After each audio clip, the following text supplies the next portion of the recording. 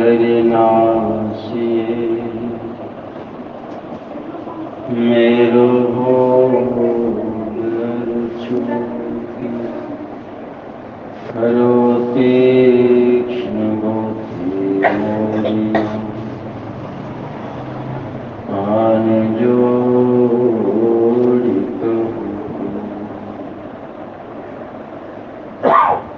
धन्य धन्य सतगुरु सुखदाई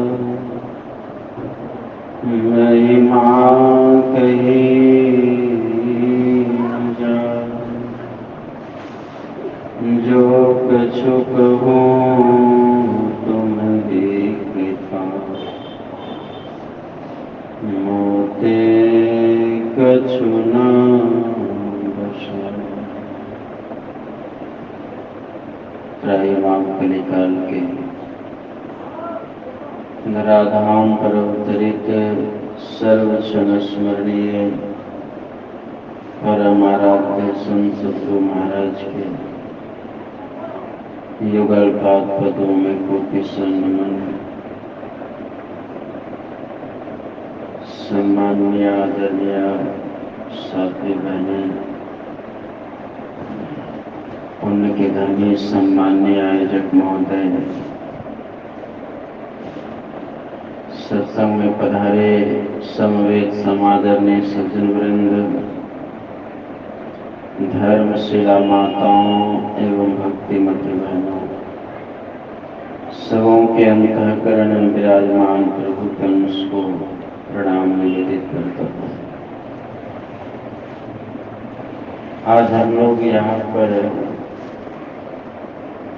सत्संग के लिए उपस्थित हुए हैं। इसका क्या कारण है पता है? क्यों सत्संग रखा गया? शादी है। क्या नाम है? ऋषभ। ऋषभ गृहस्थाश्रम में प्रवेश करने वाले हैं।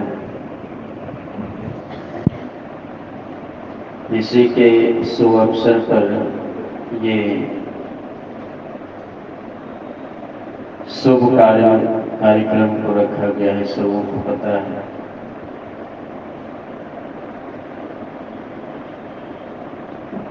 गृहस्थाश्रम गुरु महाराज कहते हैं बहुत बड़ा आश्रम है, और गृहस्थाश्रम ही एक ऐसा आश्रम है जिस पर सब आश्रम निर्भर नहीं करता है। सब आश्रम निर्भर करता है। गृहस्थाश्रम ना हो तो फिर और कोई आश्रम टिक नहीं पाएगा। इसका मतलब ये है कि गृहस्थाश्रम हम जिए तो भजन नहीं करें, ऐसी बात तो नहीं है। शुभकामना करता हूँ गुरुदेव से कि जिस शुभ कार्य के लिए इस सत्संग को रखा गया है, गुरुदेव अपने अनुसार उस कार्य को संपादित करें।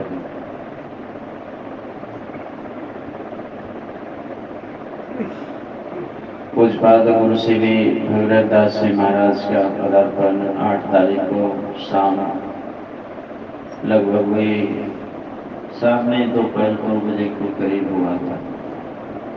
2-2:30 बजे महर्षि में आश्रम लाल बंगला धनबाद में। और 9 एवं 10 वो श्री अपने श्रीमुख से संत मत के रहस्यमय बातों को हम सबों को सुना रहे थे। आज ही तो 4 बजे पूज्य श्री की विदाई हुई है, और रात में मतलब समझिए 7 दिन से इतनी परेशानी है। परेशानी क्या, बस इतने लोग जब गुरु भक्त आते हैं तो सबों की देख रेख व्यवस्था, महात्माओं की देख रेख, तो इतना शरीर थक चुका है कि हार्दिक इच्छा नहीं थी कि मैं यहाँ आ सकूं। रात भर सोया नहीं, क्योंकि जब सत्संग समाप्त होता है तो गुरु भक्त सब विदाई के लिए लोग भी जाने लगते हैं। किन्हीं की गाड़ी 1:30 बजे, किन्हीं की 2:30 बजे थी, किन्हीं की 11:30 बजे, तो सबको छोड़ने में फिर भी वचन वचन होता है। और अभी आप सबों के बीच में हूँ, 7 दिन से तो उधर चल ही रहा था, आज यहाँ हूँ। कल फिर हमें अंडाल जाना पड़ेगा, कल 3 बजे से अंडाल का कार्यक्रम है, और फिर रात 11 बजे ट्रेन पकड़ के फिर 13, 14, 15, 16 कहलगांव पहाड़ पर, फिर 17, 18 हिरनपुर। मतलब ये गुरु सेवा। देखिए एक बात कहूँ, संतमत की सेवा वही कर सकता है जिनसे सेवा गुरुदेव लेते हैं। नहीं तो आप एक दिन सफर कीजिए।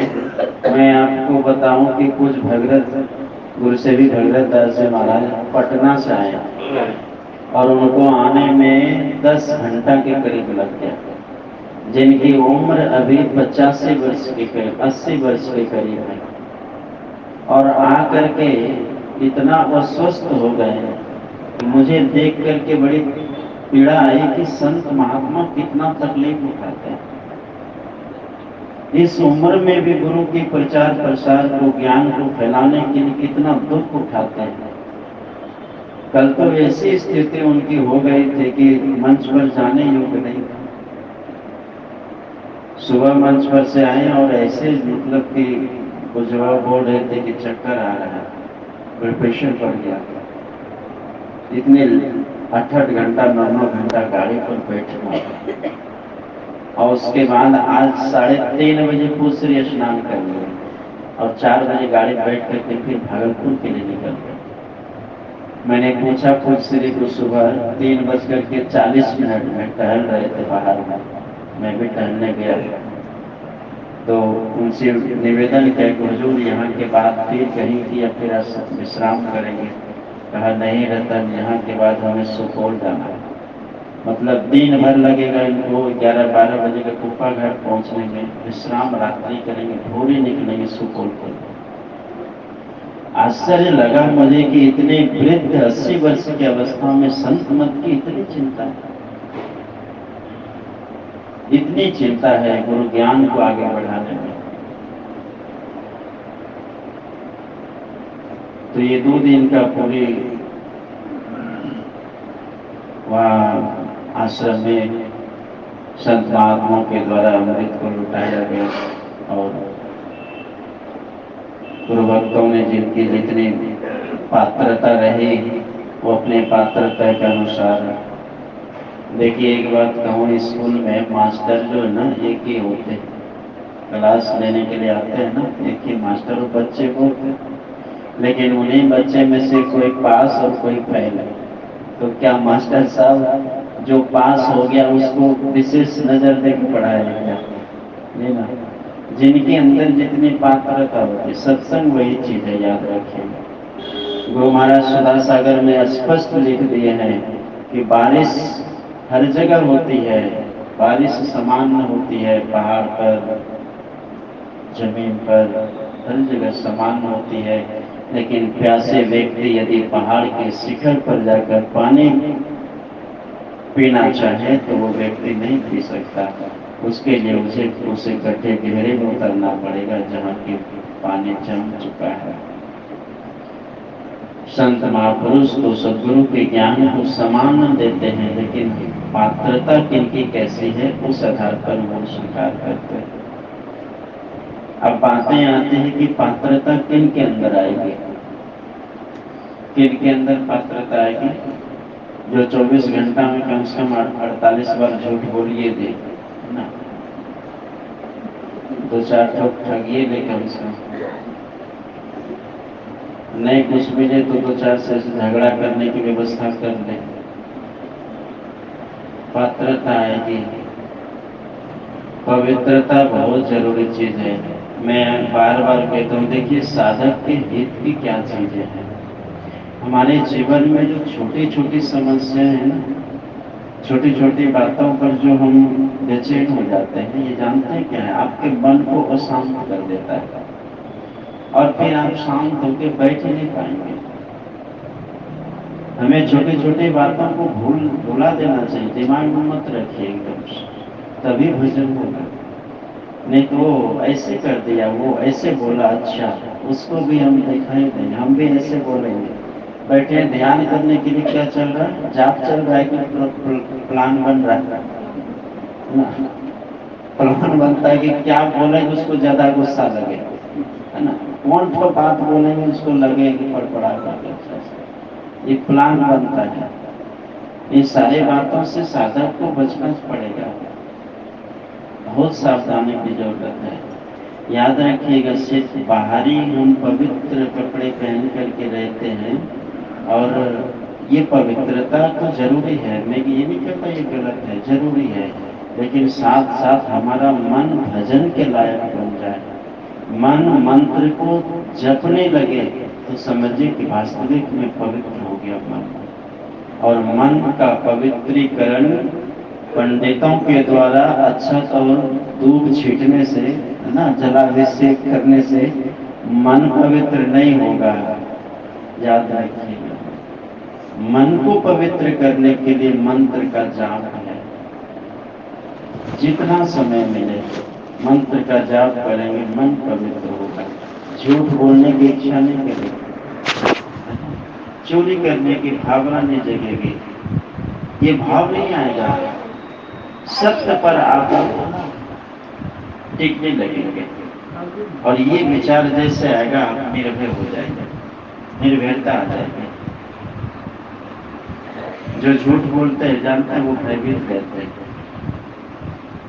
वो निर्भय नहीं हो सकता।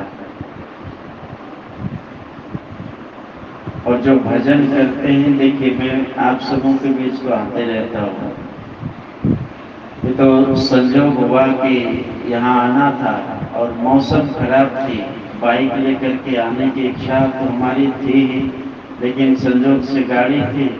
तो अब इन लोगों की ट्रेन किन्हीं की आज रात 11 बजे, किन्हीं की ट्रेन है, तो हमारे सूरत से आए हुए हैं 5 दिन, 3 दिन भागलपुर का कार्यक्रम था, उसके पहले मेरा सूरत में था कार्यक्रम। तो ये वापी में रहते हैं हमारे लक्ष्मी नारायण जी, तो सूरत से ही वहाँ से चले भागलपुर का कार्यक्रम में भाग लें, फिर धनबाद में लिए, तो कल इनको प्रस्थान पटना करना है। हमने कहा चलिए फिर सब मिलकर के यहाँ आश्रम में मन नहीं लगेगा।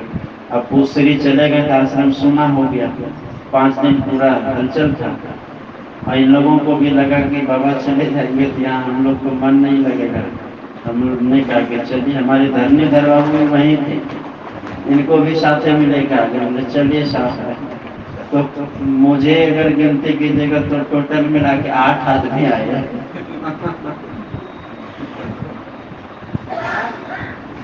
गुरु कृपा है ये। तो हम लोग वहां से सोचे चलते हैं, सत्संग मिल जाए तो अच्छी बात है। जैसे जैसे आप ध्यान करने लगेंगे, आप देखिएगा आपके अंदर से बुराई ऐसी निकलेगी।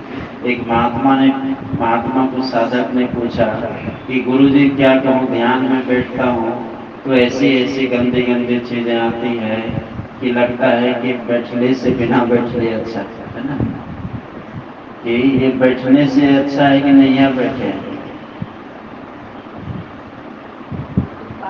बड़ी सुंदर बात है उन्होंने कही कि देखो जी, जब आप ध्यान में बैठते हो ना, वो मन में बातें आती नहीं है। जब आप मंत्र, गुरु मंत्र रूपी साबुन मारते हो ना मन रूपी कपड़े पर, तो तुम्हारी मन की गंदगी बाहर निकलती है, वो अंदर नहीं आती है।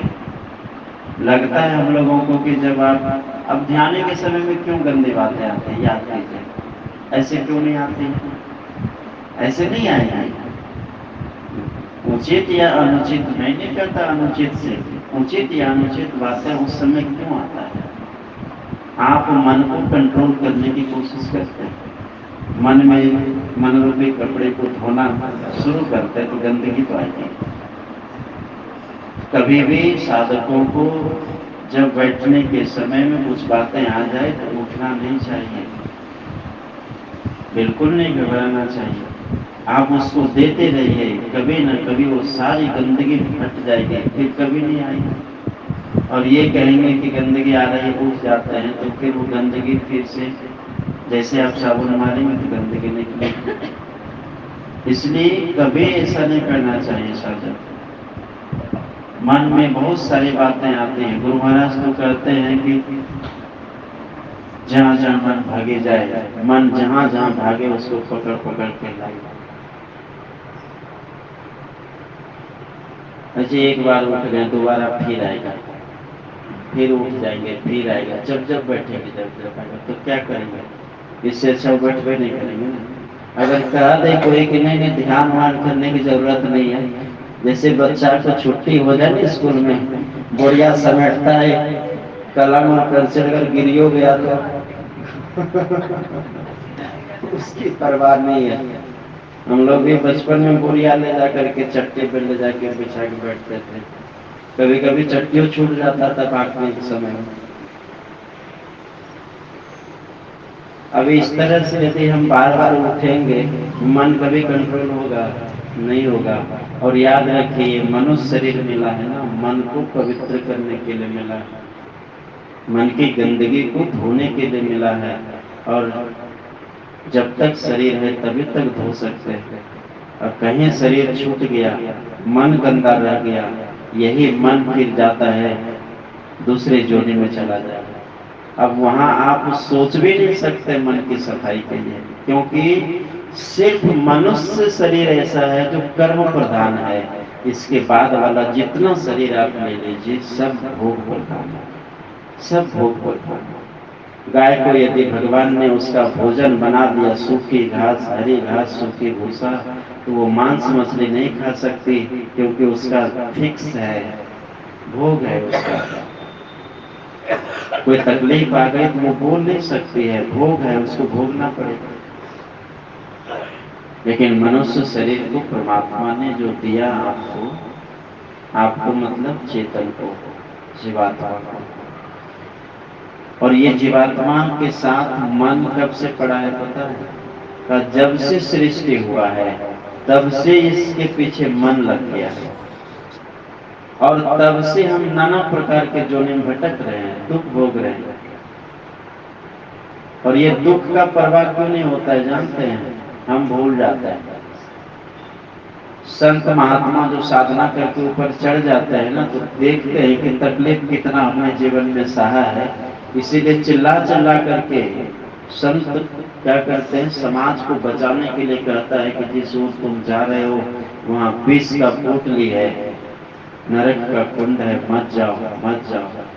लेकिन हम अज्ञानता के कारण वही काम कर बैठते हैं, वही जगह पर जाते हैं, वही इन पांचों विषयों में चले जाते हैं जहां कि हमें नहीं जाना चाहिए।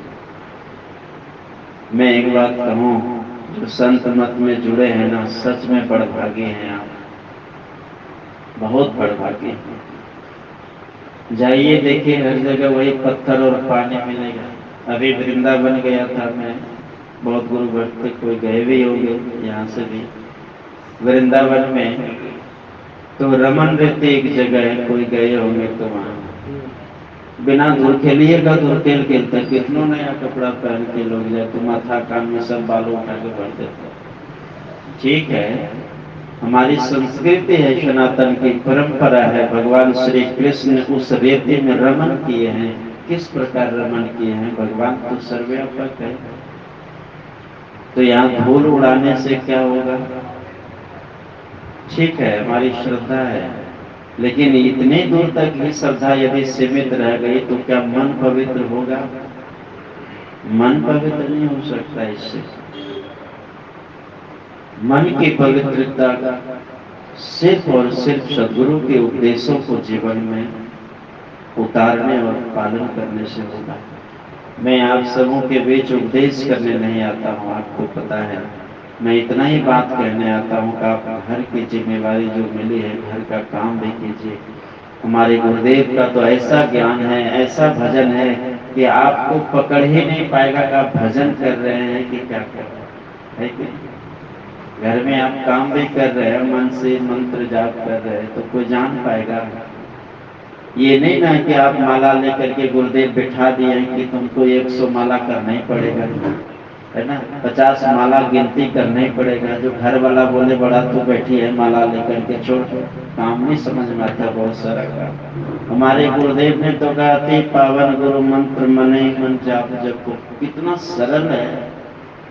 नहीं मिलेगा कहीं, कहीं भी चले जाइए वो आपको मिलेगी माला जपने की, ये चीजें नहीं मिलती है।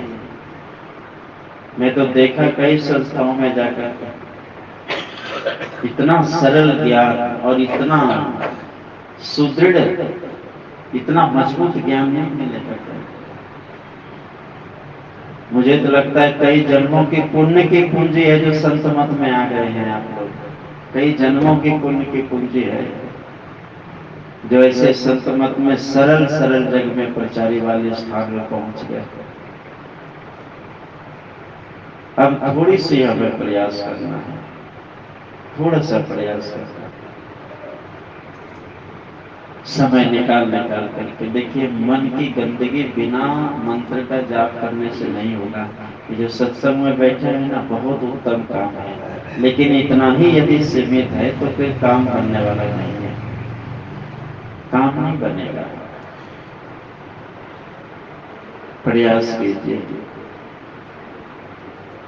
सर्व क्षण गुरु मन ज्यों में ही रहे हो, निश्चय निर्वाण होई संत शब्द हरदम रटो कब हो ना हटो।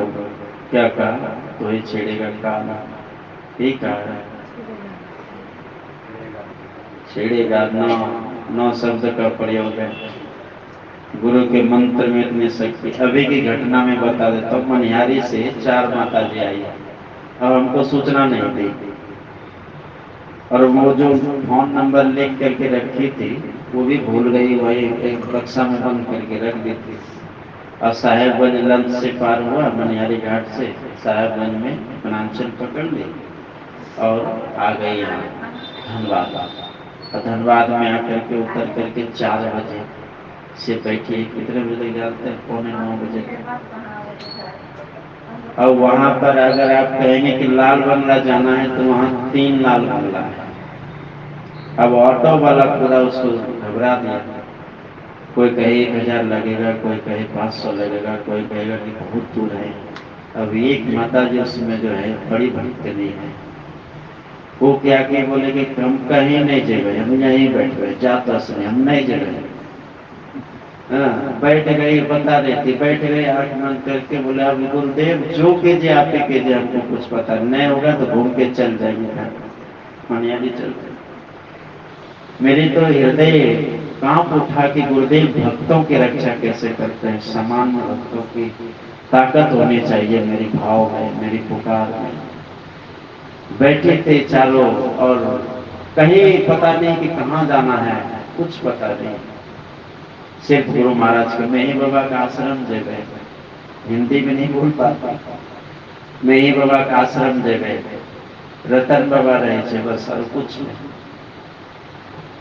उसमें से एक युवा आया फोटो लेकर के, कहा माता जी हम जानते हैं मैं ही बाबा का आश्रम, चलिए हम लेके जाएंगे आपको, और पैसा ज्यादा नहीं, 150 से 200 रुपया लगेगा।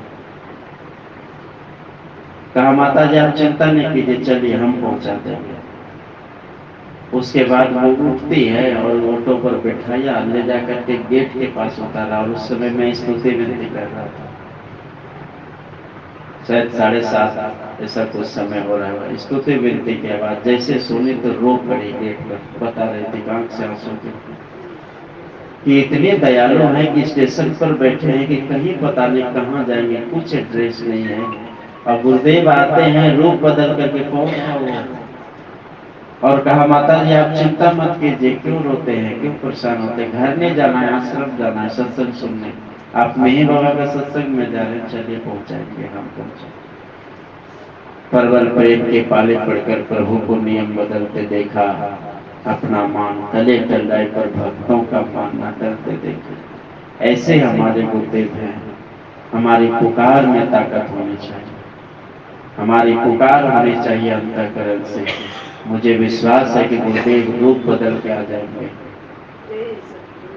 गुरुदेव हमारे समान नहीं है, कान फूकने वाले हमारे गुरु नहीं हैं। हमारे गुरु तो ऐसे ऐसे राक्षसों का उद्धार कर दिया। जिनकी सेवा में खुद शंकर भगवान कुष्ठ कोड़ी का रूप धारण करके गुरु का दर्शन करने के लिए आए, ऐसे गुरु के शिष्य हम लोग सामान्य हैं। और आप सामान्य हैं, मान लीजिए कि प्रधानमंत्री का असिस्टेंट क्या आपसे ज्यादा है कि नहीं? प्रधानमंत्री का जो असिस्टेंट है उसके पास क्या कम पावर है? तो आप अगर गुरु जी का असिस्टेंट बन जाएंगे तो क्या ब्रह्मा विष्णु में से कम पावर है आपके पास? जो जितना ऊंचे पद वालों के पास में रहता है उनका उतनी ही पूछ होती है। तो हम लोगों की भी बड़ी किस्मत है, बड़ी गुरु कृपा है जो ऐसे गुरु के सानिध्य में आए। बाबा देवी साहब ने गुरु महाराज से कहा था कि लाला तुम कहाँ बिहार के पूर्णिया जिला के रहने वाले और मैं कहाँ उत्तर प्रदेश मुरादाबाद कानून गोयान अताई मोहल्ला में रहने वाले, बताओ कैसे मुलाकात हो गई? तो महर्षि में ब्रह्मर्षि महाराज तो शिष्य का कर्तव्य निभा रहे हैं। गुरु जब कुछ पूछे तो बराबर बातों को जवाब देना ये शिष्य का कर्तव्य नहीं है। तो सर झुकाकर खड़े कहा, लाला ये गुरु और शिष्य का नाता एक जन्मों से नहीं है, कई जन्मों से चला रहा है, और तुम मुझे क्या खोजोगे, मैंने तुझे खोजा है। गुरु शिष्य को खोज लेते हैं, शिष्य के पास वो आंख कहाँ जो गुरु की खोज कर ले। तो आप सबों के चुनाव, आप सबों की खोज साक्षात गुरु ने की है। गुरु की खोज हम आपने नहीं की है। ऐसे गुरु की बलिहारी है जिनके उपदेश और आदेश में हम जीवन को जीना चाहते हैं। कभी अमंगल नहीं होगा, कभी नहीं होगा। बड़ी पुण्यात्मा हम लोग हैं जो ऐसे गुरु हैं। मनुष्य शरीर मिला है, मनुष्य शरीर कब तक चलेगा इसका तो पता नहीं। इसीलिए जितना समय मिल सके, अभी लोग कहते हैं ना कि बाबा क्या बोले हैं, हम बोले क्या नहीं बोलिएगा, बोलिए, बोलने की तो ढेरी बात है, किधरों शुरू की थी, फुर्सत ही नहीं मिलती है ना। मनुष्य शरीर में फुर्सत नहीं मिलती है ना, तो परमात्मा सोचेंगे कोई बात नहीं, चिंता मत करो, अगला जन्म फुर्सते वाला रहेगा, है ना। कुछ भी बना देंगे, जानवर बना देंगे, हाथी घोड़ा कुत्ते बिल्ली गाय में डाल देंगे, बांधे रहिए, पर खड़ा रहिए, तो चिंता क्यों करना, फुर्सत ही तो है, फुर्सत ही मिल जाएगी। फिर आप सोचिए कि आपके गांव घर में गाय बांधी है, प्यास लगी है, आप नहीं समझ सकते प्यासी है, आपको फुर्सत मिलेगी तभी प्यास बुझेगी उसकी। भूख लगी है उसे, उसकी भूख को मिटाने के लिए आपको जब फुर्सत मिलेगी तभी आप देंगे तो भूख मिटेगी। कितना दुख है यदि मनुष्य शरीर से गिर गए, यदि मनुष्य शरीर से गिर गए तो क्या होगा। एक्सपर्ट विशेषज्ञ कहते कौन देखा है ना, कौन देखा है। अभी जब तक जियो, है ना, क्या करो, सुखे से जियो, और नहीं सुख हो तो ऋण लेके घी पियो, है ना, कर्जा लेके घी पियो, फिर सुखे से जियो। भाई ये मन की सोच है, ये मन आपको इस जन्म से नहीं जन्मों जन्मों से नाचना चाह रहा है, याद कीजिए। ऐसे तो आज प्रसंग है गृहस्थाश्रम का, तो एक कहानी सुना देता, आपने सुना होगा संत रज्जब का, है कि नहीं। यहाँ शादी कर जिसकी होगी बैठा है क्या,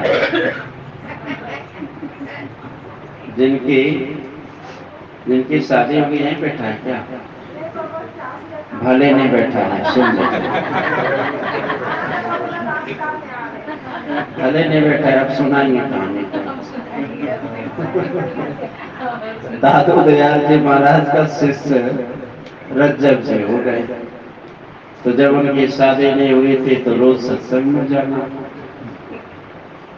मतलब रोज गुरु जी की कुटिया पर दादू दयाल जी की सेवा करना, सत्संग में बैठना, ये रोज दिन की क्रिया थी। अब शादी लग गई, आप सुन के नहीं बता दीजिएगा उसको, कहीं बैराग हो गया तो भारी फेरा, लेकिन है बड़ा कठिन। ये तो किसी का संस्कार होता है, वही सब काम कर पाते हैं। तो शादी लग गई रज्जब दास जी की, तो घोड़े पर सवार है, बाराती जा रही है। अब रज्जब दास जी सोचते हैं कि रज्जब जी भाई गुरु जी को तो कम से कम प्रणाम कर लें। अब मोर माथा पर है, घोड़े पर सवार है, उतरा, कहा गुरु जी की कुटिया बगल में, एक बार माथा तो टेक लो, शादी करने जा रहा हूं। जैसे गुरु जी देखा, कहा रज्जब तुमने गजब किया, सिर पर बांधा मोर, आया था हरि भजन को, चला नरक की। नहीं बताइएगा ऐसा।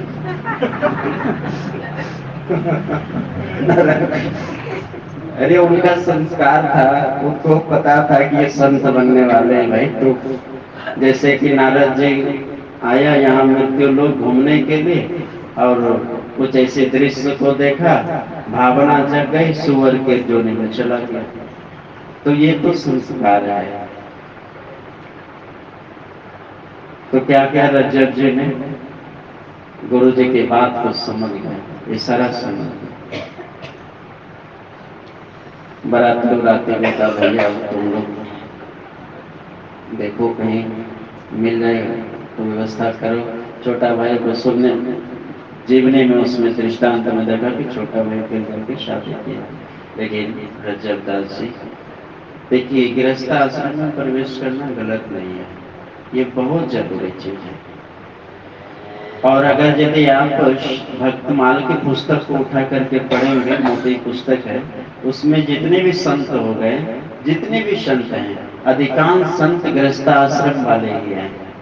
अधिकांश संत, अधिकांश गृहस्थ आश्रम में रहकर के संत बन गए।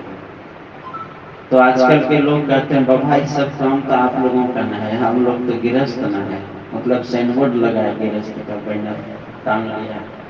क्या गृहस्थ आश्रम में भजन नहीं होता? गृहस्थ आश्रम में भजन होता है। यदि आप 1 घंटा करते हैं और कोई जंगल में बैठ करके 4 घंटा तपस्या करते हैं, आप संघर्ष करके अन्न उपजाते हैं, वो अन्न पता है, वो अन्न चारों आश्रम को देखता है। संन्यास आश्रम में टिका हुआ है, तो गृहस्थ आश्रम में अन्न नहीं उपजाएंगे तो क्या करेंगे? साधारण है। मैं तो ऋषभ तो नाम बहुत अच्छा है। हाँ, भगवान का अवतार तो ही है। तब तो ये सत्संग हो रहा है, ये पुण्य तो है, पुण्य तो है, तब तो सत्संग हो रहा है, सामान्य बात नहीं है। नहीं तो क्या क्या वो नाचने वाले सब आते हैं ना, बजाते हैं, उनको बोलने नहीं आता, हम क्या करें, लेकिन देखा हुआ है। और यहाँ सत्संग हो रहा है, इतने इतने गुरु भक्त पहुंचे हैं पवित्र भाव से, सामान्य बात नहीं है ये। और बोकारो वाले तो ऐवे किए हैं, धनबाद से कितने कितने कहाँ सूरत समझ, ये साहेबगंज से हमारे अखिलेश जी आए हैं, पाकुड़ से माता जी आई है, ये गोड्डा से, भवनगामा से, बांका से, कहाँ पधारे। सहज बात है इनकी। तो ऋषभ का तो ऐसा ही लगता है कि व्यवस्था ठीक ठाक चल रही है, जहाँ इतने इतने गुरु भक्त पहुंचे इकट्ठे हुए, सामान्य बात नहीं। बस गुरुदेव से यही प्रार्थना करता हूँ कि गृहस्थ आश्रम में सुलभता पूर्वक प्रवेश करें और इस जिम्मेवारी को संभाल सके। गृहस्थ आश्रम की जिम्मेवारी कोई खेल नहीं है ना, कोई खेल नहीं है। सहनशीलता बहुत जरूरी है, वो साधु जीवन में हो या तो गृहस्थ जीवन का हो, बहुत जरूरी है। यदि कुछ बातें हो गई, पति कह दिए, तो पत्नी भी विचार करती कि कौन मौका पर एक के बदले में 2 दे, है ना? कौन सा मौका आप देखें, ऑप्शन मिले बस फट से। तो वो तैयारी जो चल रहा है प्रोग्राम, अंदर में भजन होगा, मंत्र जाप अंदर जो तैयारी चलती है, मंत्र जाप कई बार करने देगा, नहीं करने देगा। अब पत्नी बोली तो पति सोचते हैं कि कहाँ पर इसको कौन सा बात बोलेंगे ज्यादा गुस्सा लगे, तो व्यवस्था चल रही है अंदर में, तो भजन नहीं होगा। हमें बचना चाहिए इन सारी चीजों से, बचिए, समय कम है ना, काम बहुत लंबा है। और गुरु महाराज कहते हैं कि ये जो जीवन है ना, इस जीवन के बाद का जो ये जीवात्मा का जीवन अनंत है। आप सोचिए कि ये 60-70 वर्ष की उम्र को सुरक्षित रखने के लिए रात दिन परेशान हैं हम, और रात दिन परेशान होने के बाद भी हम इसे बचा नहीं सकते, ये तो जाएगा। लेकिन इसके बाद जो जाएंगे आप कहाँ रहेंगे? सुपर बाजार में सेक्टर 4-9 कहाँ रहेंगे? इसके बाद वाला सेक्टर का पता है कि वो पता होगा भजन से। इसलिए मैं आप सबों के बीच में सिर्फ इतना निवेदन करने आता हूँ, आप गृहस्थ आश्रम में रहें या जहाँ भी रहें, प्रयास करें कि जितना समय मिले आप एकांत शांत होकर के भगवान का चिंतन में, गुरु के चिंतन में डूबिए। मुझे विश्वास है कि अंदर से संतुष्टि मिलेगी, अंदर से शांति मिलेगी। इस काम को मत छोड़िए, संसार तो छूटेगा ही, मनुष्य शरीर का यही कर्तव्य है, मनुष्य शरीर का यही कर्तव्य है। और इसीलिए हमें परमात्मा ने ये मनुष्य शरीर दिया है। सदगुरु के विशेष कृपा सबों पर बने रहे, और मनुष्य शरीर की वास्तविकता भजन से है। भजन करें, जैसे कि आप मंत्र जाप करते हैं तो इसमें खर्चा तो होता ही है, नहीं खर्चा वर्चा नहीं, जिनका खर्चा होता है वही नहीं करते होंगे जाप। मंत्र जाप है तो खर्चा वर्चा कुछ है नहीं। अब ये नहीं कि भाई नहाना जरूरी है, नहा करके ही हम मंत्र जाप करेंगे ना, ऐसा तो कुछ नहीं है। जब चाहो जिस स्थिति में आप हैं बस जाप कर रहे हैं, और जानते हैं जिस क्षण पवित्र भाव आ जाएगा उसी क्षण गुरुदेव दर्शन देते हैं। बहुत दयालु है गुरुदेव, बहुत दयालु है, उनके समान दयालु कोई नहीं संसार है। तो प्रयास करें, हम उनका स्मरण करें, स्मरण करेंगे वो आपका सुनेंगे। लोग तो सुनेंगे तो एक से दूसरी जगह पहुंचाएंगे, गुरु सुनेंगे तो कुछ नहीं बोलेंगे, समाधान करेंगे। इसलिए मनुष्य शरीर मिलाए हमें गुरु के महत्व को हम समझें। बाकी बातें बहुत हैं और ज़्यादा सुनाऊंगा भी नहीं आप सबों को, क्योंकि आप लोग तो बड़े पुण्यात्मा हैं, सत्संग तो सुनते रहते हैं, होते रहता है यहाँ। बस मनुष्य शरीर परमात्मा ने दिया है, मनुष्य वाला काम हमें करना चाहिए। मनुष्य वाला क्या काम है? खाना है ना, पीना और सो जाना, सब काम है मनुष्य समान। क्या है? पशु सुनाना है, हमको तो पता नहीं है। यदि किन्हीं का जीवन सिर्फ खाना यानी खाने की व्यवस्था को बनाने में बेचैन और सोने में भी कितना, आजकल तो ब्रह्ममुहूर्त बच्चों का तो फिर आम बात हो गई। बड़े बड़े लोगों का भी ब्रह्ममुहूर्त कम से कम 8-9-10 बजे होता ही है, इससे ज्यादा तो नहीं है, ये तो कम में है।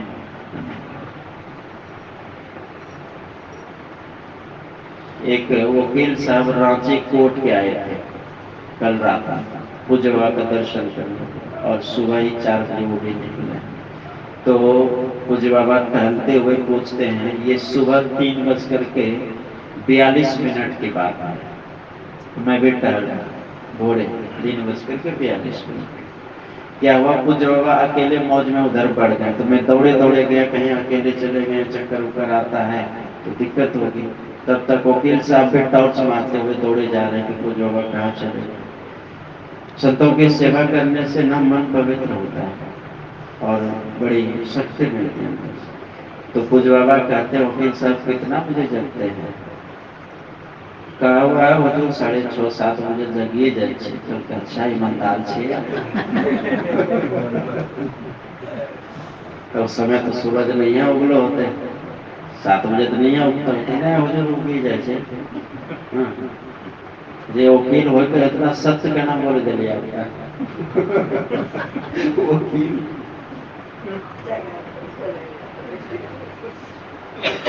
मतलब संत महात्मा चलते फिरते उपदेश देते थे। क्या बोले जानते हैं? बोले वकील साहब कम से कम 2 बजे जगिए। अब कहीं 7 बजिया ट्रेन खुलने वाला तो कहे कि 2 बजे खोलिए तो ड्राइवर की नींद खुलेगी। वकील साहब कहते हैं कुछ तो बोले नहीं, माथा खोजना हम समझ गए कि गड़बड़ाए लगे, तो फिर भी बोलते हैं कि हुजूर कोशिश तो जरूर करवाए उठेंगे लेकिन मुश्किलें बुझाए छे।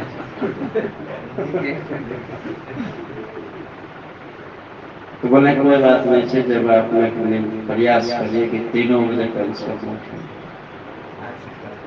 संत महात्मा चलते फिरते उपदेश दे देते। सुबह जग करके भजन कीजिए, 10 मिनट बैठिए सुबह में, वो जो शक्ति आएगी ना आपको पता चल जाएगा क्या है, और फिर अपने समय बढ़ जाएगा। किसी चीज को आदमी एक बार देख लेता है या खा लेता है, स्वाद चख लेता है ना, फिर वो अपने आप करना शुरू कर। हमने देखा कई साधकों को, हमारे लक्ष्मी नारायण राव भी हमने सूरत में देखा है, लोग रात 2 बजे से 1 बजे से बैठे। तो जिनको जिस चीज की भूख रहती है वो तो उस चीज की खोज करेंगे। आप सभी भी प्रयास करें। और आज आप लोगों के लिए व्यवस्था है, चिंता नहीं करना, भंडारा की भी व्यवस्था है। इतना सत्संग में तब न कबीर साहब का इस सत्संग में लाभ बहुत है, ऐसे लिख दिए।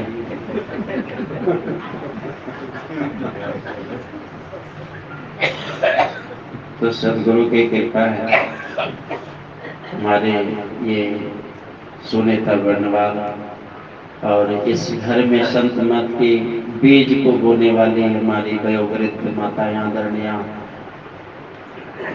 द्रौपदी मुद्रिका माता जी, इस उम्र में भी संतमत के प्रति इतने समर्पण भाव। याद रखिए इस जन्म की कमाई नहीं है, नहीं हो पाएगा।